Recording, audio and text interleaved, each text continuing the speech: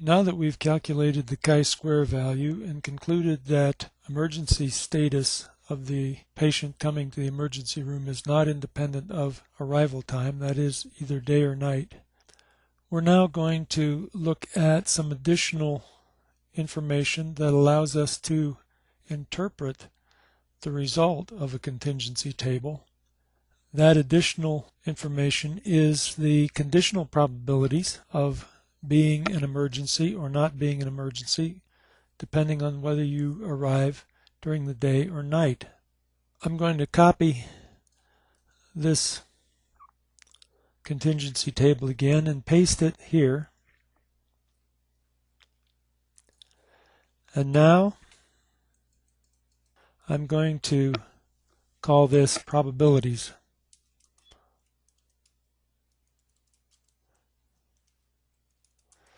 And the important thing to remember is that these will be conditional probabilities. So to get these conditional probabilities, this will be equal to, and I'll move back up, the original 13 divided by the number of people who came during the day, and I'll fix that with F4 so that I will always be dividing by row 5.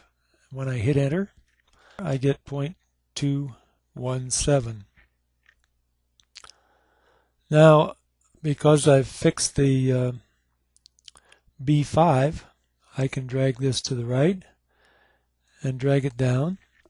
And if I change this to percents, I have the conditional probabilities of coming for an emergency, given that you come during the day, or of coming for an emergency, given that you come during the night, and so on. What this table tells us, and the interpretation of this table, is that while 22% of the people who come during the day come for emergencies, 43% of those who come at night come for emergencies. And this is a statistically significant difference based on that chi-square value. Now let's think a little bit more about what it means to be statistically independent. We've said that arrival for an emergency or other is not independent of day or night, but what would the data look like if they were independent? I said earlier that this contingency table, because it's a 2x2 table, has 1 degree of freedom. That's rows 2 minus 1 times columns 2 minus 1. So 1 times 1 is 1. That is 1 degree of freedom. I'm going to say that the value in this cell is equal to this marginal minus the value in this cell. And the value in this cell is going to be equal to this marginal minus the value in this cell. And the value in this cell is going to be equal to this marginal minus the value here.